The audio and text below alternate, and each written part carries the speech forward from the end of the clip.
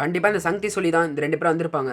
ஏன்னா சங்கதிக்கு மட்டும் தான் நான் இங்கே குளிச்சுட்டு இருப்பேன். என் கையில் எந்த விதமான வெப்பன்ஸ் இருக்காது. ஸோ என்ன அட்டாக் பண்ண ஈஸியாக இருக்கும்னு சொல்லிட்டு அவனுக்கு மட்டும் தான் தெரியும். இந்த சங்கதியை மட்டும் என் கையில் கிடைச்சான் கண்டிப்பாக அவனுக்கு கொல்ல விட மாட்டேன். என்னை அட்டாக் பண்ண அனுப்பிச்சிருக்கான் இந்த 2 பேரையும் அப்படின்னு நம்ம யோசனை பண்ணிட்டு ட்ரெஸ் எல்லாத்தையும் மாற்றிட்டு வெளியே போய் சங்கதியை தேடினா சங்கதி இல்லவே இல்லை. என்னடா இங்கே சங்கதி இல்லவே இல்லை அப்படின்னு அங்கே போயிட்டு இருக்க ஒருத்தர் நான் பார்த்தேன். ஏய் உன் பாஸ் சங்கதி எங்க சார்? நீங்கள் இங்கே எப்போ வந்தீங்களோ அதெல்லாம் நானும் என்னோட பாஸை பார்க்கவே இல்லை. ஏய் உனக்கு என்னை பற்றி நல்லாவே தெரியல.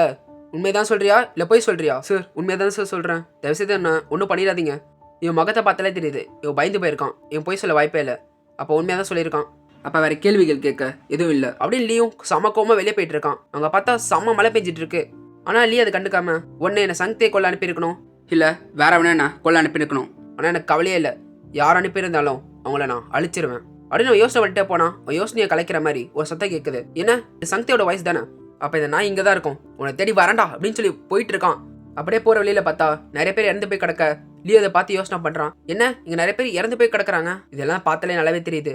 அப்போ இங்கே ஏதோ பெரிய சம்பவம் நடந்திருக்கு. ஸோ நான் டைம் வேஸ்ட் பண்ணக்கூடாது, இன்னொன்று வேகமாக போகணுன்னு சொல்லிட்டு லியோ வேகமாக போயிட்டு இருக்கான் அந்த இடத்துக்கு. அவன் போய் பார்த்தா சங்கதியை அட்டாக் பண்ணுறதுக்காக சுற்றி வளைச்சிட்டு இருக்காங்க.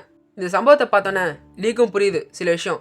அதனால லீயும் சங்கதிகிட்ட போய், என்ன சங்கதி இன்னும் நீ உயிரோட தான் இருக்கியா என்ன? அப்பதான் சங்கதேவோ லீயை பார்க்குறான். லீ கரெக்டான இடத்துக்கு வந்திருக்க, என்னை காப்பாத்து இந்த நாய்ங்க கிட்ட இருந்து. இந்த நாய்ங்க என்னை அட்டாக் பண்ணி கொள்றதுக்காக இங்கே வந்திருக்கு, என்னை காப்பாத்துறா. ஆனால் லீ அதை கேட்டும் சும்மா நிற்க. ஏன்னா இப்படி சும்மா நின்றுட்டு இருக்க, நான் இறந்து போகிறத பார்க்கணும்னு சொல்லி ஆசைப்படுறியா என்ன?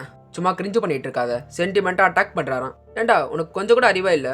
எப்போ பார்த்தாலும் ஒருத்தன்ட்ட கெஞ்சிட்டு இருக்க, என்னை காப்பாத்துங்க காப்பாத்துங்க. உன்னோட உயிரையும் நல்லா பாதுகாக்க முடியல, என்ன எதுக்கு இருக்க? இவ்வளோ வழி அசிங்கப்படுத்தியும் சங்கத்தை கெஞ்சிட்டு இருக்க. சரி ஓகே நான் காப்பாற்றி தொலைகிறேன் இந்த நாய்ங்க கிட்ட இருந்து. அப்பதான் சங்கத்தை அட்டாக் பண்ண சுற்றி வளைச்சிருந்த அடியாளங்களும் நோட்டீஸ் பண்றாங்க. யார்ட்டையும் ரொம்ப நேரம் பேசிட்டு இருக்கான். திரும்பி பார்த்தா லீ இருக்கதை பார்த்தோன்னே அங்க வந்து எல்லாரும் ஷாக்கா வராங்க. ஆனா அதுல ஒரே ஒருத்தர் மட்டும், இங்கேருந்து போயிடலாமா? ஆனா மத்த எல்லாருமே நம்ம எத்தனை பேர் இருக்கோம், அவனோ ஒத்தாள், அவன் என்ன பண்ண போறான் அப்படின்னு சொல்லி அட்டாக் பண்ண போக, ஆனா லீ அட்டாக் பண்ண வந்த எல்லாருமே பறக்க விட்டுறான். பறக்க விட்டது மட்டும் இல்லாம அவனோட கதையை அங்கேயும் முடிக்க. நடந்த எல்லாத்தையும் பார்த்தோன்னே சங்கத்தேவ் லீ கிட்ட போயிட்டு, லீ என்னை காப்பாத்துறதுக்காக நீ அங்கேருந்து வந்திருக்க பாத்தியா, தேங்க்ஸ்ரா. உன்னை காப்பாத்தினா வரல, உன்னை பார்த்தோன்னா போட்டு தலை தான் வந்தேன். என்ன சொல்ற புரியல? என்ன சங்கத்தே என்னை கொல்ல நீ தான் ஆளுங்களை செட் பண்ணேன்னு சொல்லி நினைச்சேன். ஏன்னா நான் பாட்டு நிம்மதியாக குளிச்சுட்டு இருந்தேன். அந்த விஷயமோ அதுக்கப்புறம் அந்த ஜூன்னு இருக்காங்களே திடீர்னு பார்த்தா நான் அட்டாக் பண்ண வந்தாங்க. சரி நான் அவங்களை முடிச்சு விட்டேன். எனக்கு என்ன டவுட் தான், நான் இருக்க அந்த இடம் உனக்கு மட்டும் தான் தெரியும். ஸோ நீ தான் ஆளுங்களை அனுப்பிருப்பேன்னு சொல்லி நினச்சேன். நானும் அனுப்பவே இல்லை. ஆனால் எனக்கு இப்போ கூட என்ன புரியலண்ணா, நீ ஜோ பிரதர்ஸையும் போட்டு தள்ளிட்ட.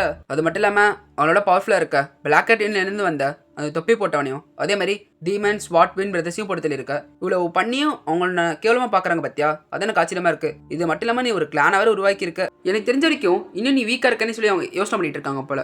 அதெல்லாம் உன்னை அட்டாக் பண்ணி உன்னை கொண்டுட்டா அவங்களுக்கு அந்த பதிவு வந்துடும்ல. அதுக்காக தான் இந்த மாதிரி சின்ன பிள்ளைத்தனெல்லாம் பண்ணிட்டு இருக்காங்க. இப்போ எல்லாமே புரிஞ்சதுல, நான் ஒன்றும் உன்னை அட்டாக் பண்ணுறதுக்கு யாரையும் அனுப்பல. நீ பேசுறது எல்லாத்தையும் பார்த்தா நல்லா தான் இருக்கு, ஆனாலும் உங்களை சந்தேகமா இருக்கே. எப்பா இவன் திருந்தவே மாட்டான் அப்படின்னு மனசுக்குள்ளே நினச்சிக்கிறான் சங்கத்தே. இப்போ நான் இத்தனை பேர் போட்டு தெரியயிருக்கேன் பார்த்தியா, இந்த இத்தனை பேருமே பிளாக் அண்ட் இன்னும் சேர்ந்தவங்க கூட இல்லை. இந்த ஊரில் இன்னும் எத்தனை கிறுக்கு பசங்க இருக்காங்களோ நான் அட்டாக் பண்ண வந்து இறந்து போகிறதுக்கு. எனக்கு விருப்பம் இருக்குடா. சரி நான் பார்த்துக்கிறேன், சும்மா வாய் பேச்ச விட்டு பேசாத. இதே மாதிரி தான் ஏற்கனவே சொன்னேன், நீ பார்த்துக்கிறேன்னு சொல்லிட்டு எல்லாத்தையும் சொன்ன மாதிரி பண்ணி முடிச்சுட்டு பேச. புரியுது இல்லி? எல்லாத்தையும் பேசி முடிச்சுட்டேன்னு நினைக்கிறேன் சங்கத்தே.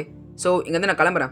ஏன்னா சண்டை போட்டு ரொம்ப அழுக்காயிட்டேன். நான் இப்போ குளிச்சுட்டு வரணும். அதே நேரத்தில் நான் சொன்ன வேலையை இப்போலேருந்து ஆரம்பி, புரியுதா அப்படின்னு லீ சொல்லிட்டு போக ஆரம்பிக்கிறான். அவன் போனக்கப்புறம் சங்கத்தை கிட்ட லீ என்ன சொன்னானோ அது சங்கத்தை பண்ண ஆரம்பிக்கிறான். அதே மாதிரி லீயும் பயங்கரமாக ட்ரைனிங் எடுத்துட்டு இருக்கான். இந்த மாதிரி ஒரு மாதம் ஓடி போயிடுது. சரி என்ன நிலவரம்னு சொல்லி பார்க்கறதுக்காக லீ வந்து பார்க்குறான். சரி ரொம்ப நாளாச்சு.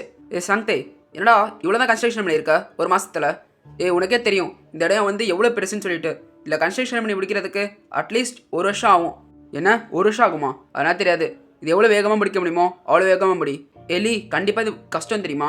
நான் என்ன தான் பல பேரை வந்து இது வேலை செய்ய போட்டாக்கணும், அவங்க முடிக்கிறதுக்கு குறைஞ்சபட்சம் 1 வருஷம் ஆகும். ஆனால் நான் ட்ரை பண்ணுறேன் சீக்கிரமாக முடிக்கிறதுக்கு. சரி ஓகே. அதே நேரத்தில் லீ ஒரு விஷயம் சொல்லணும். இந்த மாதிரி திறமையான ஒரு ஆள் யாராச்சும் கண்டுபிடிச்சா சொல்லுன்னு சொன்னல அப்படின்னு சொல்லி பேசிகிட்டு இருக்க.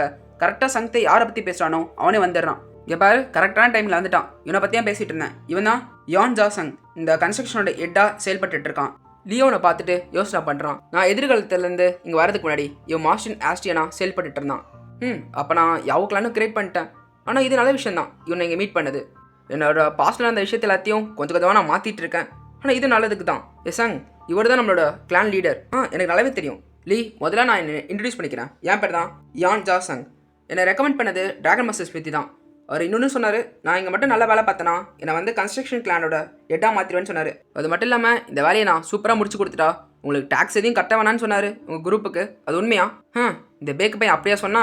அப்படின்னு லீ யோசனை பண்ணிட்டு இருக்கான். ஆனால் அதை கண்டுக்காம, லீ எனக்கு ஒரு சின்ன ஃபேவர் வேணும் உங்கள்கிட்ட இருந்து. என்ன விஷயம் சொல்லு. இந்த மாதிரி நான் டெம்பரவரியாக ஒரு ஷெல்டர் கட்டலான்னு இருக்கோம், இந்த மாதிரி எங்களோட ஒர்க்கர்ஸ்க்குன்னு சொல்லிட்டு. ஏன்னா நாங்கள் சாப்பிடவும் அப்புறம் தூங்கவும் வேற ஒரு இடத்துக்கு போகிற மாதிரி இருக்குது. ஸோ இங்கே இருந்தால் உங்களோட வேலையும் சீக்கிரமாக முடியும்ல. அந்த ஷெல்டர் கட்டுறதுக்கான காசையும் அதுக்கப்புறம் அந்த ஃபுட்டையும் கொஞ்சம் ஏற்பாடு பண்ண முடியுமா? ஏ சங்தே, இந்த சங் கேட்ட எல்லாத்தையும் பண்ணி கொடுத்துரு. ஏ சங், நான் எதுக்கு நீ கேட்ட எல்லாத்தையும் பண்ணித்தரேன்னா, நீ பண்ண இந்த கன்ஸ்ட்ரக்ஷன் வேலை எனக்கு சாட்டிஸ்ஃபையாக இருக்குது. இதை இன்னும் கொஞ்சம் நல்லா பண்ணு, அதே நேரத்தில் வேகமாக பண்ணு. கண்டிப்பாக மாஸ்டர், கண்டிப்பாக நீங்கள் பண்ணித்தரேன்னு சொன்னதே எனக்கு ரொம்ப சந்தோஷமாக இருக்குது. இதுக்காகவே நான் இந்த ஜஹா என்ன சூப்பராக பண்ணித்தரேன். ஓகே சரி, ஓகே நான் போகிறேன் அப்படின்னு சொல்லிட்டு லீ போயிட்டுருக்க.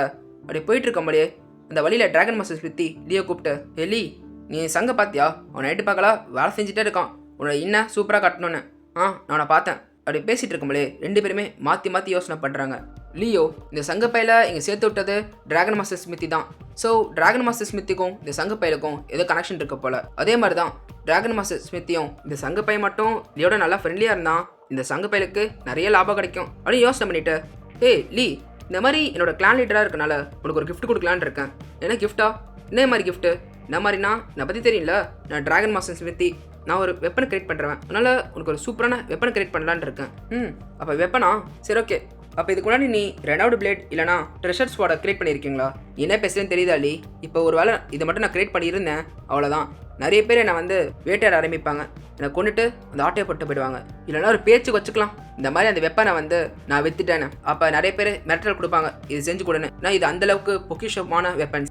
நீ சொல்கிறது கரெக்டு தான். அப்போ நான் சொல்கிற மாதிரி ஒரு வெப்பனை கிரியேட் பண்ணேன். அந்த வெப்பன் பார்க்க மங்களாக இருக்கணும், யாரும் அட்ராக்ட் பண்ணக்கூடாது. ஆனால் அந்த வெப்பன் இருக்கிறதுலே ரொம்ப பவர்ஃபுல்லாக இருக்கணும். எவ்வளோ பேர் சண்டைக்கு போனாலும் அந்த வெப்பன் உடையவே கூடாது, அதே நேரத்தில் லைட்டாக கூட வளையவே கூடாது. அந்தளவுக்கு ஒரு பவர்ஃபுல்லான வெப்பனை கிரியேட் பண்ணேன். நீ சொல்கிற விஷயம்லாம் சூப்பராக தான் இருக்கு லீ. இதில் வந்து நல்லாவே புரியுது நீ ஒரு ஸ்ட்ராங்கான வெப்பனை எதிர்பார்க்குறேன்னு சொல்லிட்டு. ஆனால் அது எந்த ஃபார்மில் இருக்குன்னு சொல்லி ஆசைப்படுற? ஒரு ஸ்வாட் மாதிரியா, இல்லை ஸ்பியரா, இல்லை நான் எப்படி வேணாலும் கிரியேட் பண்ணிட்டா? உங்கள் இஷ்டம், நீங்கள் எப்படி வேணாலும் கிரியேட் பண்ணுங்கள். மிக சிறப்பு. நீ எதிர்பார்த்த மாதிரி ஒரு தரமான வெப்பனை கிரியேட் பண்ணிட்டு நான் சொல்கிறேன். இதை கேட்டாலும் லீ ஹாப்பியாக வரான்.